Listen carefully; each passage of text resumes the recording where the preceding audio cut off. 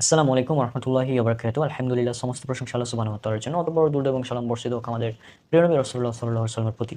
গত পর্বে আমরা আলোচনা করেছিলাম কোরআন এন্ড মডার্ন সায়েন্সের 58 নিয়ে। আজকে আমরা আলোচনা করব কোরআন and modern science episode number 59।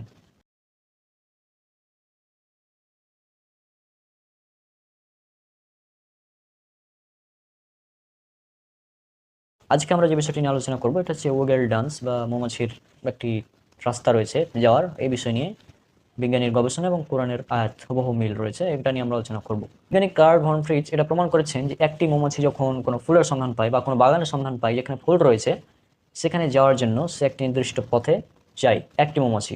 এবং এই মৌমাছিটি একই সাথে সে পথে যে যায় সে পথ সম্পর্কে অন্যান্য মৌমাছিদের অবগত করে দেয়।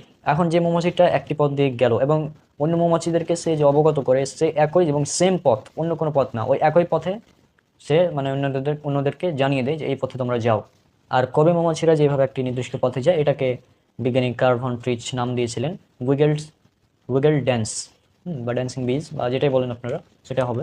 আর এই উইগেল ড্যান্স সম্পর্কে তথ্য রয়েছে পবিত্র কোরআনে। এটা রয়েছে সূরা নাহাল, সূরা নম্বর 16, আয়াত নম্বর 69, অর্থাৎ 69 নম্বর আয়াতে এটা উল্লেখ করা হয়েছে।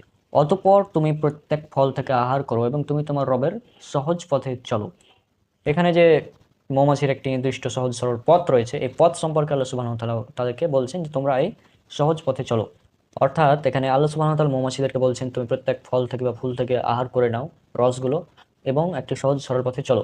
আর এই পথটা সেই পথ যে পথ দিয়ে প্রথম মৌমাছিটি গিয়েছিল এবং আবার সে পথে সে ফিরে আসবে, এবং এই পথে অন্যান্য মৌমাছিরা জানতে পারবে। জানার পদ্ধতিটা হচ্ছে ওয়েগেল ড্যান্স, অর্থাৎ সে একটি ভাবে আঁকাবাঁকা ড্যান্সের মতো করে যায়, এই জন্য বিজ্ঞানী কার্ল ভন ফ্রিচ এটার নাম দিয়েছেন ওয়েগেল ড্যান্স। তো এই সম্পর্কে পবিত্র কোরআনে স্পষ্টভাবে উল্লেখ করা ছিল।